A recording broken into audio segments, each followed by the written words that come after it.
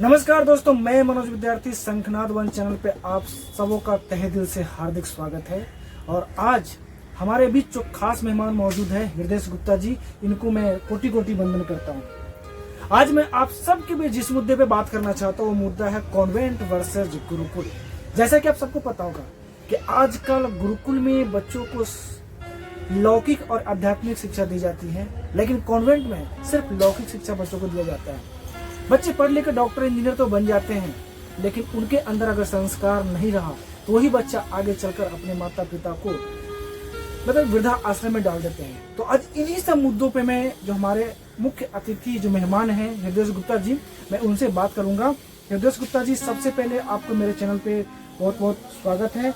और मुझे ये बताइए कि आजकल हर पेरेंट्स का एक सपना होता है कि मेरा बच्चा कॉन्वेंट स्कूल में पढ़े, लेकिन सबको पता है कि कॉन्वेंट स्कूल में बच्चों को पढ़ाकर कहीं ना कहीं हम अपने आप को गलत कर रहे हैं, क्योंकि उनको पता है कि यही बच्चा आगे चलकर हमारे फ्यूचर के लिए खतरा साबित हो सकता है।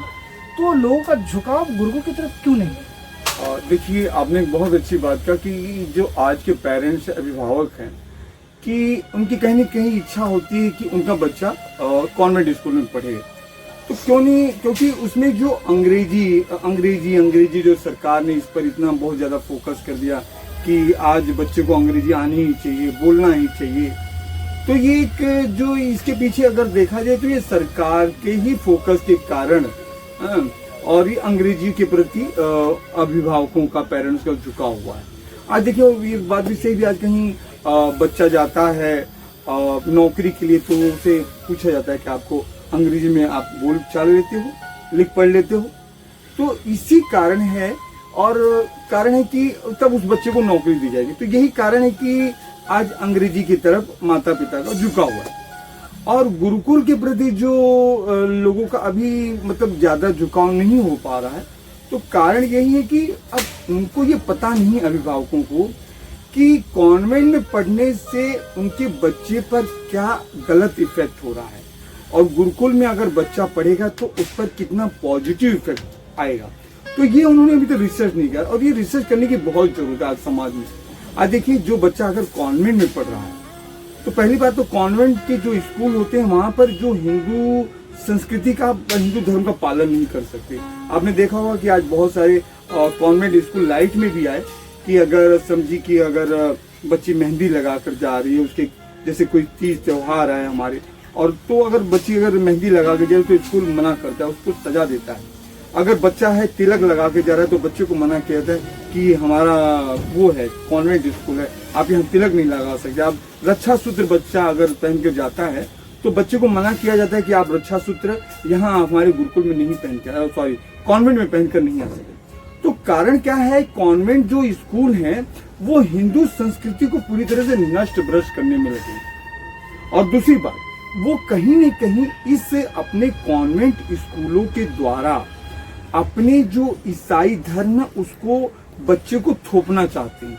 वो इसी तरह से कुछ ईसा मसीह के कार्यक्रम करेंगे, यीशु के कार्यक्रम करेंगे, और बच्चों को कहीं न कहीं मेंटली जो है वो ईसाई धर्म की तरफ परिवर्तित करते हैं, उनका माइंड बनाते हैं। नहीं, मैं आपकी एक बात को खंडन करूंगा। आपने कहा एक बात कि यहाँ पे हमारे जो हिंदू लोग हैं उनको अपनी संस्कृति के बारे में पता नहीं है, इसकी वजह से कॉन्वेंट में डालते हैं। अभी आपने दूसरी तरफ ये बताया कि बच्चों को जब स्कूल में जाते हैं तो बच्चों को टॉर्चर किए जाते हैं कि अब क्या मतलब, और अच्छा सूत्र मत बांधो, पायल मत पहनो, पायल मत पहनो। कुछ बच्चों को क्रिश्चियन का ऐसा कुछ पर्व त्योहार है वो भी वहाँ पे मोटिवेट किए जाते हैं कॉन्वेंट में। तो इन सब से तो लोगों को पता चलता ही कहीं न कहीं धर्मांतरण के आड़ में काम हो रहा है। बराबर। तो इन सब से तो पेरेंट्स को पता चलता है। तो जैसे मैं ये कहना चाहता हूँ कि आज कोई मुद्दा अगर सरकार उठाती है तो अगर जनता को या विपक्ष को अगर लगता है कि नहीं ये गलत सरकार कर रही है, जो पक्ष में सरकार है वो गलत कर रही है, तो उसके लिए आंदोलन शुरू हो जाता है। तो ये जो शिक्षा प्रणाली है ये कहीं ना कहीं हमारे भारतीय संस्कृति के लिए इंग्लिश मीडियम स्कूल खतरा है, बहुत बड़ा खतरा। बहुत इसके लिए लोग और समाज आंदोलन क्यों उठाते हैं? देखिए, कैसा है, समाज में कैसा है कि एक मार्गदर्शक चाहिए, कहते हैं ना कि सेनापति होना चाहिए। और इस तरह से जो हमारे समाज में अगर कहीं कोई संत महात्मा अगर हिंदू संस्कृति को उठाने की बात करता है, कोई साधु या कोई भी व्यक्ति, तो ऐसे ऐसे साजिशकर्ताओं में, ऐसे ऐसे जो धर्म विरोधी हैं वो ऐसे हैं कि ऐसे ऐसे फिर खेल करते हैं, ऐसी ऐसी बड़ी बड़ी साई। और ये कैसे ये करने वाले जो ये छोटे मोटे स्तर के नहीं, ये बहुत बड़ी इंटरनेशनल लेवल पे लोग हैं। आज जैसे भारत में जो ईसाई धर्म ज्यादा पनप रहा है कॉन्वेंट स्कूलों के द्वारा, हॉस्पिटल के द्वारा, तो अब जैसे इस बारे में मैं आपको बताता हूँ कि जैसे हमारे संत श्री आसाराम जी बापू जब अस्तित्व में आए तो क्या क्या उन्होंने हिंदू धर्म की, हिंदू संस्कृति को फैलाने में लगे, ठीक है ना, घर घर में जन जन तक वो हिंदू धर्म के मतलब जन जागृति करने लगे। अब उसको क्या क्या ईसाई मिशनरियों ने टारगेट किया। अब बापूजी जो है कॉन्वेंट स्कूलों के बारे में बताने लगे, गुरुकुल के बारे में बताने लगे, तो कहीं न कहीं हिंदू जनता जो है, भारत की जनता है, वो जागृत हो रही थी। तो कहीं न कहीं फिर बापूजी को एक षड्यंत्र के तहत फंसाकर जेल में डाल दिया गया। और जैसे लक्ष्मणानंद जी उड़ीसा के वो भी थे, वो धर्मांतरण का विरोध करते थे। तो क्योंकि ये धर्मांतरण क्या है, सिर्फ कॉन्वेंट स्कूलों के द्वारा नहीं होता है, ये जगह जगह पे हर इलाके में क्षेत्र में गरीबों को लोभ करके, भ्रमित करके और उन्हें धर्मांतरण किया जाता है। तो जो भी संत महात्मा या कोई भी व्यक्ति पर्सन जब वो करता है तो उसे टारगेट किया होता है, या तो जेल में डाल दिया जाता है, तो उसे जैसे लक्ष्मणानंद की हत्या कर दी गई उस तरह से उसकी हत्या कर दी गई। तो हिंदू धर्म में ये बार बार इस तरह के कार्य होते हैं, जो भी सनातन के लिए आवाज उठाता है उसके साथ कुछ न कुछ दुर्व्यवहार किया जाता है। तो इससे तो हिंदू को समझ में आ रहा है कि हमारे सनातन संस्कृति को मिटाने के लिए सब काम किया जाता है, फिर भी हिंदू जगता क्यों नहीं है? देखिए उसके पीछे है मीडिया।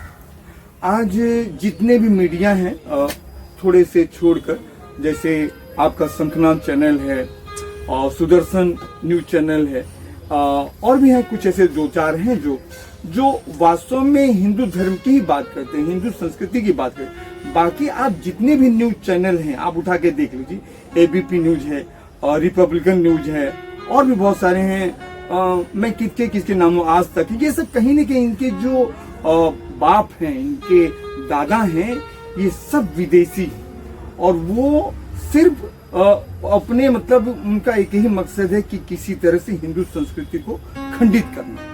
और जो हिंदू धर्म की बात करते हैं, हिंदू धर्म को उठाने की बात करते हैं, उनको खंडित करना और बस समाज को बरगलाओ, समाज को बेवकूफ बनाओ। इस तरह से समाज को बरगलाया जा रहा है, भ्रमित किया जा रहा है। इस तरह से समाज बेचारा क्या करे, वो भ्रमित नहीं। आज सनातन के बारे में जो कुछ भी हो रहा है उससे मतलब पूरी तरह वाकिफ है हिंदू समाज, समझ रहा है। कुछ लगभग मुझे ऐसा लगता है कि 80% समाज के लोग जो हिंदू समाज से बिलोंग करते हैं वो समझ रहे हैं कि हमारे देश में हिंदू के साथ, संतों के साथ जो कुछ भी हो रहा है गलत हो रहा है, अत्याचार हो रहा है, फिर भी वो मतलब साइलेंट मोड में क्यों है, एक्टिव क्यों नहीं हो पाते हैं? देखिए पहली बात तो बड़े दुख की बात है कि जिस बापू जी ने हिंदू पार्टी को स्थापित करने के लिए पहली बात तो बापू जी का उद्देश्य था कि समाज में हिंदू धर्म चारों तरफ फैले, हिंदू जन जागृति हो, जो चारों तरफ धर्मांतरण हो रहा था। तो बापू जी ने उसको खत्म करने के लिए बहुत ऊंचे स्तर पर रात दिन प्रयास किया, न अपने जीवन को देखा, न अपने परिवार को देखा, न अपने स्वास्थ्य को देखा, और रात दिन वो लग गए थे हिंदू संस्कृति के प्रचार प्रसार में, हिंदू जन जागृति के प्रचार प्रसार में। और कहीं न कहीं इसका फायदा जो है भारतीय जनता पार्टी जैसी हिंदूवादी पार्टी को उसका फायदा मिला, और चारों तरफ से उसको फायदा मिला, और फिर कहीं न कहीं वो केंद्र में आई। लेकिन केंद्र में आने के बाद और इसके पहले ही बाबूजी के खिलाफ साजिश चल रही थी, और फिर मैं नाम भी आपको बता देता हूँ, कांग्रेस के उसमें शासनकाल में बापूजी को फंसाया गया। लेकिन उसके बाद क्या हुआ कि जो भारतीय जनता पार्टी के सभी, मतलब मैं तो कहता हूँ मंत्री से लेके प्रधानमंत्री तक के जो भी थे, वो आके बापूजी के श्री चरणों में बैठते थे, सत्संग सुनते थे और उसका फायदा लेते थे, और उसका फायदा लेके वो प्रधानमंत्री तक के उस पर पोस्ट पर पहुंच गए, और चारों तरफ भारतीय हिंदू पार्टी का डंका बजा। लेकिन आज उसी हिंदू संत को आज इग्नोर किया जा रहा है, और वो आज लगभग 12 सालों से जेल में है। आज उनकी उम्र 87 साल है, और वो बेगुनाह उनको मतलब जैसे कांग्रेस के शासनकाल में फंसाया गया, और ये तो वही हो गया कि जैसे बागडोर दे दी गई, और बस ये हमारे हिंदू पार्टी के जो हैं प्रधानमंत्री कह लीजिए, गृह मंत्री, उसको पकड़ लिए और उसको लेके चल रहे हैं। नहीं, वो क्यों ऐसा कुछ आगे बापूजी के लिए नहीं करना चाहते? क्या उनके साथ कुछ गवर्नमेंट का कुछ प्रोटोकॉल है, सरकार की कुछ प्रोटोकॉल नीति, जहाँ तक देखिए उसके अकॉर्डिंग नहीं करना चाहते हैं? देखिए जहाँ तक समझ में बात आती है, कहीं न कहीं ये इंटरनेशनल मुद्दा है, और कहीं न कहीं ये एक व्यक्तिगत मुद्दा भी लगता है। क्योंकि जहां तक मैंने देख रहा हूं कि आज भी समाज में ऐसे बहुत सारे लोग हैं कि जिन पर यही केस है, इससे बहुत सारे घृणित और बहुत ही मतलब कह लीजिए बहुत ऊंचे दर्जे के आरोप हैं और उन्हें उन पर आरोप लगे, सिद्ध भी हो गए, उन्हें बाइज्जत रिहा कर दिए गए। लेकिन कहीं न कहीं ऐसा मुझे लगता है कि ये जो आज प्रधानमंत्री बैठे हैं और ये जो हिंदू पार्टी की सरकार है, क्योंकि नहीं बापूजी अपने सत्संगों में अक्सर कहते थे कि आने वाले समय में मेरे शिष्यों का ही राज होगा, और इसी बात को मुझे लगता है मद्देनजर रखकर कि बापूजी को अंदर रखो, नहीं तो कहीं बापूजी बाहर आ गए तो बापूजी के ही लोगों का राज है। क्योंकि बापूजी के जो फॉलोअर्स है कई करोड़ों में, 10 करोड़ के ऊपर में, और पूरे देश विदेश में सभी लोग हिंदू जनता, क्योंकि बापूजी जब सत्संग करते थे और कहीं भी जाते थे तो लाखों करोड़ों लोग बापूजी के सत्संग में आते थे, क्योंकि बापूजी समाज के हित की बात करते थे, पूरे समाज के, चाहे वो किसी भी धर्म का हो, चाहे वो हिंदू हो, मुसलमान हो, क्रिश्चियन हो, ईसाई हो। बापूजी का एक ही मिशन था कि पूरे व्यक्ति का विकास होना चाहिए, पूरे मनुष्य का विकास होना चाहिए। वो तो बापूजी का जो एक मिशन था कि वो पूरे मतलब देश से ऊपर था, पूरे विश्व मानव की बात करते। गुरुकुल को लेकर सरकार क्यों नहीं एक्टिव हो पाती है? गुरुकुल को लेकर सरकार को एक्टिव होना चाहिए। मैंने बहुत ऐसे पेरेंट्स से बात करने की कोशिश की तो उन्होंने एक चीज बताया कि सरकार जिस मोटिव पे हमको लेकर जाएगी, जिस सिस्टम के अकॉर्डिंग लेकर हमें जाएगी, उसके अनुकूल हमको फॉलो करना पड़ेगा। तो ठीक है, जनता कुछ नहीं कर पाए, लेकिन सरकार को तो हिंदूवादी सरकार है, उनको तो एक्टिव होना चाहिए, उनको गुरुकुल के लिए कुछ करना चाहिए, नहीं करना चाहिए। देखिए कैसा है कि जो आज की सरकार है, जब से हमारा देश आजाद हुआ तब से ये देखने में आ रहा है कि कहीं न कहीं जैसे पहले था कि जो राजा रहते थे अंग्रेजों के समय में, तो अंग्रेज उनको पीछे से रिमोट कंट्रोल की तरह यूज करते थे। तो आज भी जो सरकारें चल रही है वो कहीं न कहीं रिमोट कंट्रोल से विदेशी शक्तियों के द्वारा, विदेशी ताकतों के द्वारा वो रिमोट के तहत चल रही है। अन्य वो देख लीजिए कि आज हमारे भारत में ये इस अंग्रेजी की जरूरत नहीं है। आप जापान में चले जाइए, वहाँ जापानी भाषा चलती है, चाइना में चले जाइए, वहाँ चाइना भाषा चलती है। तो और क्या है, जो मातृभाषा होती है उसमें बच्चे की जो बुद्धि शक्ति, उसकी सोच होती है, वो उसमें ज्यादा प्रोग्रेस कर सकता है। और यही कारण है कि हमारा बच्चा जो है अगर प्रोग्रेस नहीं कर पा रहा है तो कारण यही है कि उसको अंग्रेजी उसके ऊपर थोपा जा रहा है। अगर यही मातृभाषा सारे जो भी हमारी शिक्षा पद्धति है, जैसे जब ये लॉर्ड मैकाले की जो शिक्षा पद्धति जब अंग्रेज आए थे और उन्होंने उस शिक्षा पद्धति को लागू किया, आज आप नॉर्मल से भी स्कूल में चले तो वहाँ लॉर्ड मैकाले की ही शिक्षा पद्धति चल रही है। जब तक लॉर्ड मैकाले की शिक्षा पद्धति को स्कूलों से निकाला नहीं जाएगा और गुरुकुल की शिक्षा पद्धति को लागू नहीं किया जाएगा, तब तक भारत का विकास नहीं हो सकता। अब देखिए लॉर्ड मैकाले की जो शिक्षा पद्धति थी, लॉर्ड मैकाले कहता था कि भारत का जो बच्चा है वो सिर्फ शरीर से ही भारतीय होगा, लेकिन वो पूरी तरह से अंग्रेजियों का गुलाम होगा, हमारा गुलाम होगा और हमारे हिसाब से चलेगा। आज आप देख लीजिए समाज में जो कुछ भी आपको अनर्गल दिख रहा है, भ्रष्टाचार दिख रहा है, आपको जो भी युवा भटक रहे हैं, तो चारों तरफ ये जो भी आपको अनर्गल दिख रहा है, नेगेटिव दिख रहा है, ये कहीं न कहीं ये लॉर्ड मैकाले की शिक्षा पद्धति। तो आपको कहने के अकॉर्डिंग कहीं ना कहीं बच्चों को जो पूरे मानसिक रूप से गुलाम बना दिया गया। हाँ, आज देखिए आज यही कारण है कि व्यभिचार बढ़ रहा है, भ्रष्टाचार बढ़ रहा है। तो चारों तरफ ये जितना कुछ अनर्गल है समाज में, आज देखिए मैं तो ये भी कहूंगा, मैं यहाँ तक खींचता हूँ इस बात को लेके, आज बड़े बड़े पदों पर जो है मंत्री प्रधान, ये कहीं न कहीं लॉर्ड मैकाले के ही शिक्षा पद्धति में पढ़े।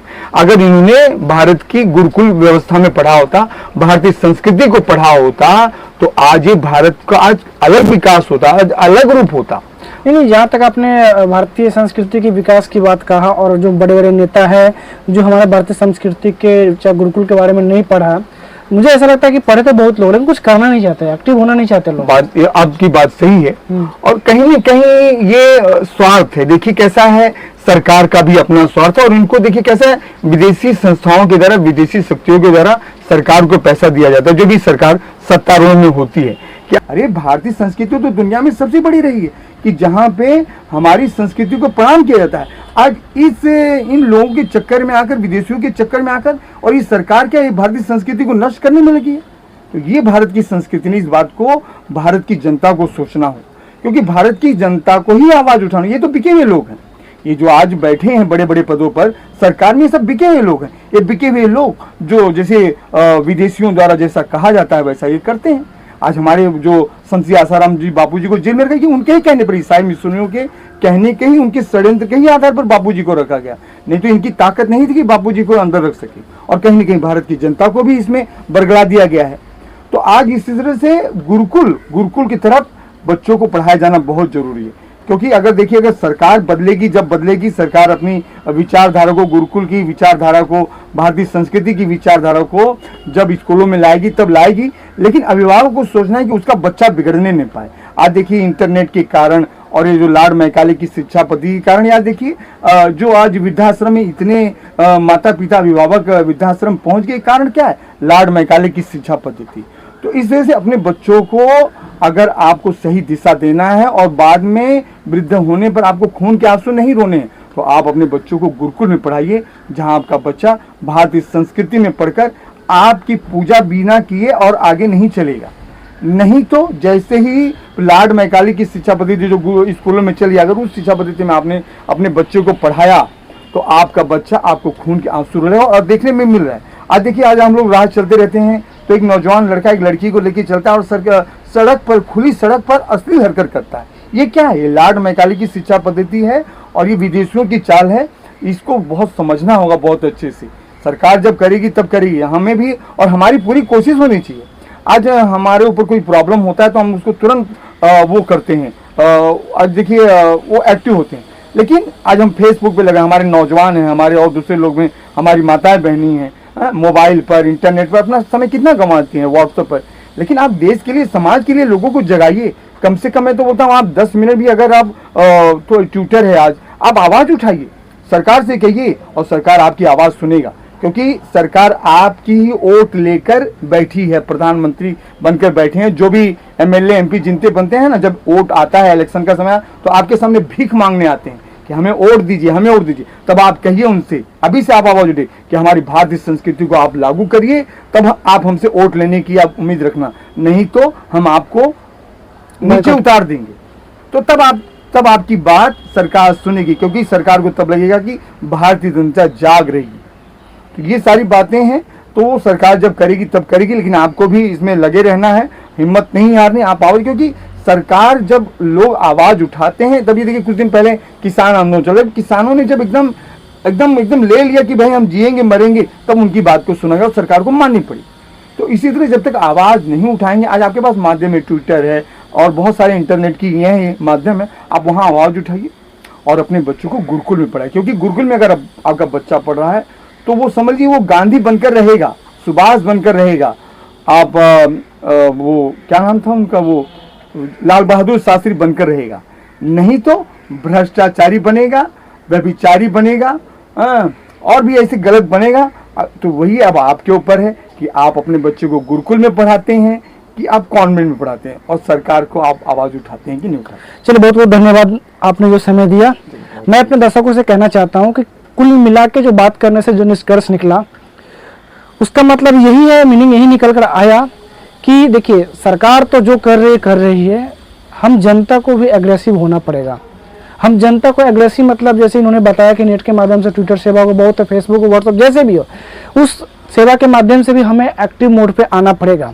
दूसरी बात, बच्चा आपका गलत रास्ते पर जा रहा है, सरकार को इससे कुछ लेना देना नहीं है, सरकार को उतना फर्क नहीं पड़ेगा, लेकिन बच्चा आपके गलत रास्ते पर अगर जा रहा है तो आपको फर्क पड़ेगा।